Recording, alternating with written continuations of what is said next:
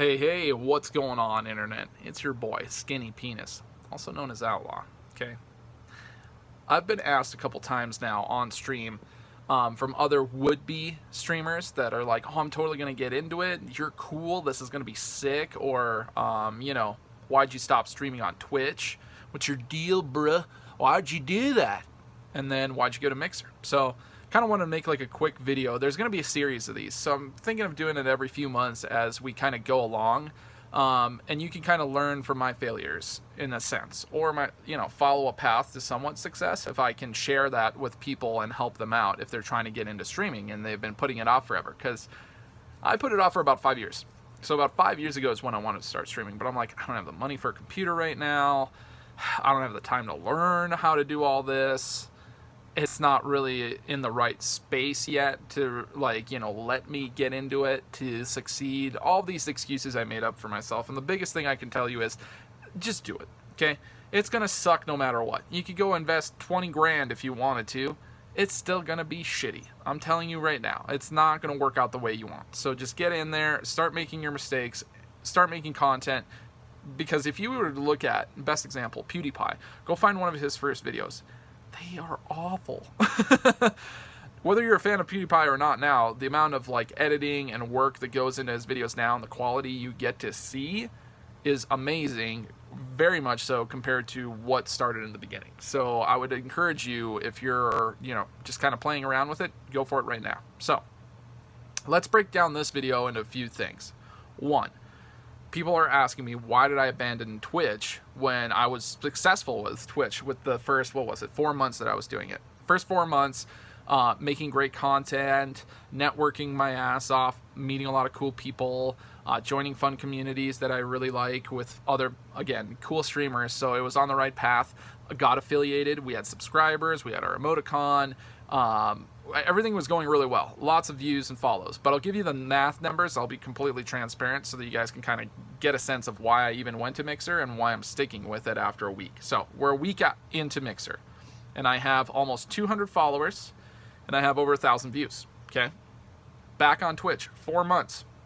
I have a little over 300 followers, and I have, 3,000 views. 4 months to get to that. 1 week to get to almost 200 and 1,000. Keep that math up. Next week should be 400 and 2,000. Third week should be 600 and 3,000. And then a month should be 800 and 4,000. Does that make sense? If it was like a completely steady curve. It's not. It's going to be fluctuating. It could be whatever.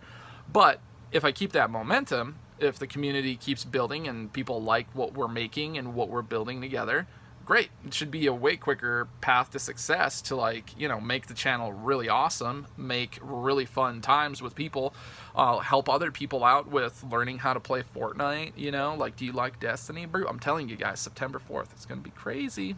Don't sleep on it. Start leveling now. You're going to regret it. Anyways, so what are the perks of Twitch, YouTube, Facebook, Twitter? Why should I be streaming on which one when? I asked the question to Professor Broman the other day. I was like, if you had to do it all over again, and he's a very successful streamer on Twitch, and, Guardian Con is coming up. He does a ton of charity work. I mean, he is an amazing person. Listen to his podcast if you want to get motivated, inspired, have tons of questions answered for you if you're trying to do content creation. Dude is giving it out for free, okay? He is giving you the tools and answering questions when there's so many people who are successful and they're just in their own little hyperbolic time chamber that don't want to share information, and it's like you should. It helps a ton of people. It makes gaming bigger. It makes Twitch bigger. It makes streaming bigger. All that stuff. Mixer's going to blow up. Share it. Whatever you can learn, whatever you think is valuable information, share it with people. Again, point of this video. So, the perks of, say, YouTube. If you're really good already at making things like YouTube videos, intros and outros, you are very good and clean about logos, those kinds of things. You already know how to do video editing very, very well.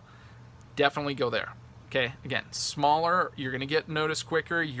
People are gonna want to go to your YouTube videos more than they probably are gonna want to see you live anyway, and they need that content to be top dollar. So if you're not good at that right out of the gate, or you don't already have a YouTube channel, I'd probably ignore YouTube for now. Not in the sense of making videos to it, because this video is obviously going up, but I wouldn't use it as your streaming platform. I would absolutely do YouTube hand in hand with whatever streaming service you pick. Then we've got Facebook. Facebook is the one Professor Broman recommended if he had to do it all over again right now, because he said something to the accord of, Facebook's already been around forever. It's going to be around probably until we all die. It's at the very young stage. A lot of people just left because of the security stuff. So now's your chance to get in on ground level, which is smart, right? My problem with Facebook is that I have no idea how people find the content. There's no like main game streaming page and you can be like, oh, there's the Fortnite game I really like to play. Let me click that. And then you see dozens and thousands of people playing and you're like, oh, I'll watch their stream. That person looks cool. That doesn't exist as far as I can tell. So I don't know how people find other people. It's like you can pay to be a promotional ad and it'll send it out to people who like video games and stuff on Facebook.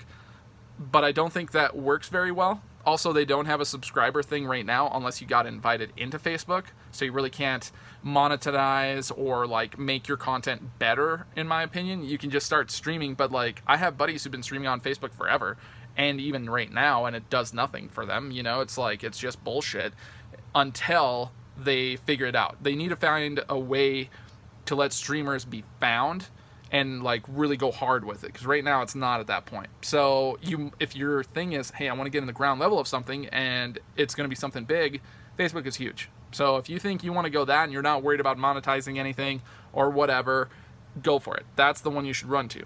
Then we've got Mixer and Twitch, the two big boys in the pool, right?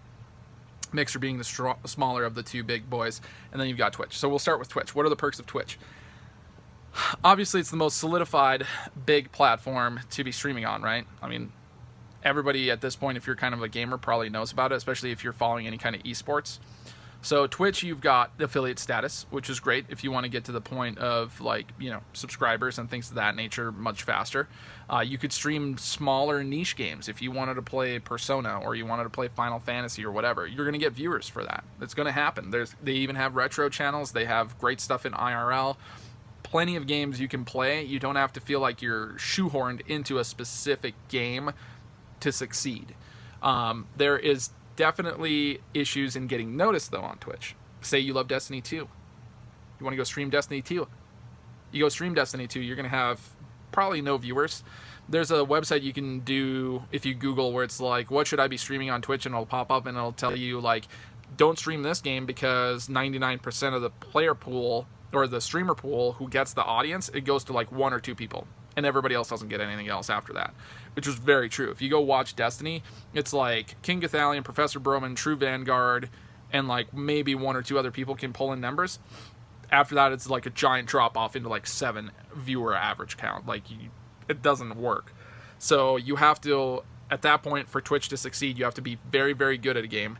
And you have to network your ass off. Like you really need to meet the right people at the right time. And it has to be, I think, in my opinion, a new game that comes out. So, like, if the new Call of Duty comes out, people are going to be looking like, oh, who's the good new person, right? Everybody has a fair shot. Or Red Dead Redemption 2 comes out, and they've got multiplayer. Maybe they have a battle royale. You're like, oh, I'm really good at it. And then, boom, you might get spotted for that. But if you're trying to jump into Fortnite right now, you're not going to get noticed. I'm so sorry. It's just not going to happen on Twitch. There's no way. It's freaking impossible. So, then we've got Mixer on the other end, right? So what does Mixer provide that, you know, like I had all of this. I had affiliate status. I had a good following, average people, consistent people that were coming in. We made a community.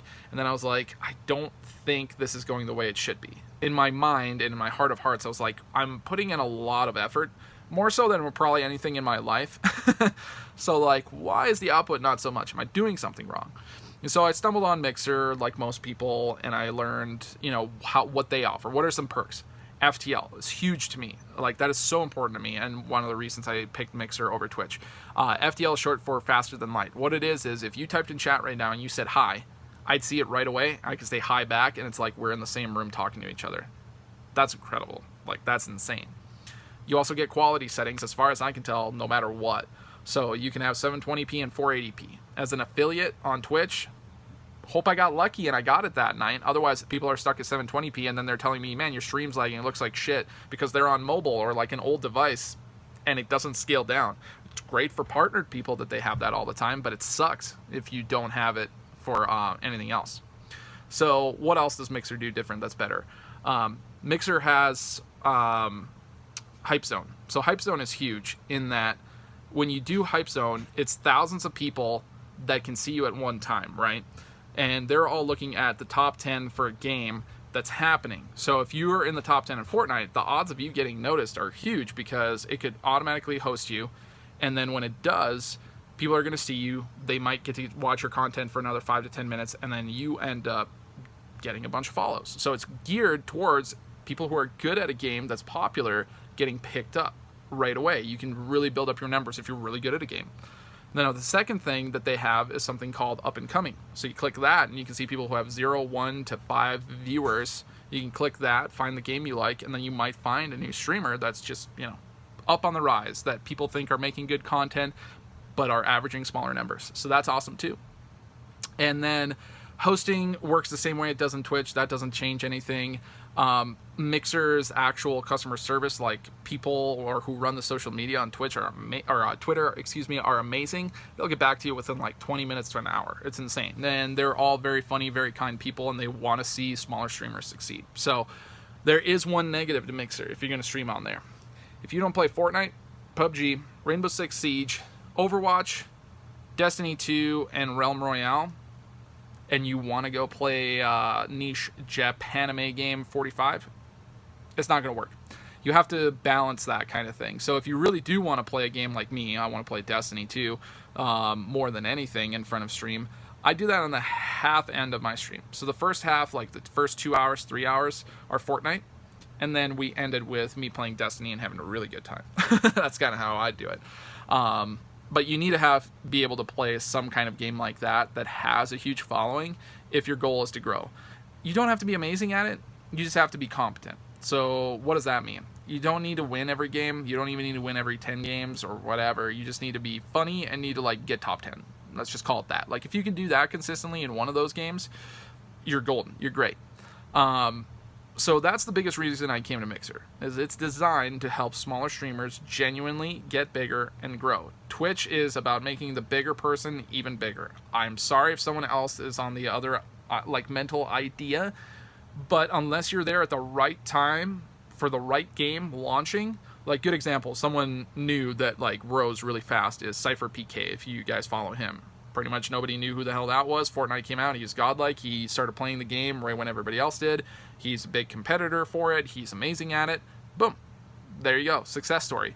However, I could even be as good as Cypher PK right now if I was. I'm not. I'm a little bit shittier. But there's no way I would get spotted. It's too late at this point if you want to get really good at Fortnite and get your content noticed. It's just, I don't know. You'd have to already have been networking a bunch. Okay? Does that make sense? So, again, Mixer's been going great for me. I don't know that it will for everybody else, but hopefully that lets you figure out which one of these should I go stream to.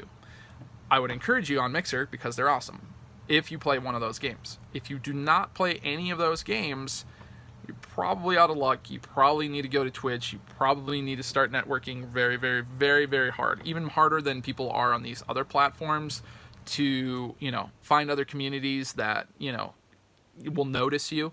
Not necessarily that streamer. You could go in that streamer's chat and you start talking with everybody there and, making a buddy and networking and just learning about them as people. Because if that person's watching that game and then they see that you stream, later on when this person's done, the odds of them coming over are kind of good, especially if you're talking to them about that kind of thing. However, I'm going to end it on this. Do not, okay? All right? If you're a would-be, wannabe streamer, do not go into someone's chat. Type in, hey, this is my Mixer, this is my Twitch handle, come watch me instead. If you do that, you will get banned pretty much instantly for anybody you do that. That is not networking. That is being a douchebag. Don't do that. Don't be a dick. All right? So, internet, hopefully I provided you with some kind of good info on that, but basically this is going to be, again, a series of video documentaries trying to figure out if I made the right choice. Because the cool part about this is, if in a year I'm like, this sucked, I made the wrong choice, I can always go back to Twitch, carry every person I can with me on my backpack, and then get them in there and just try to rebuild from there from scratch. Or maybe Facebook takes off and I'm like, everybody come do it on here. You never know. I encourage you to fail a bunch of times until you find the right thing, but I hope for you that this was useful information and helps you out in getting it going. Thanks, Internet. Have a good one.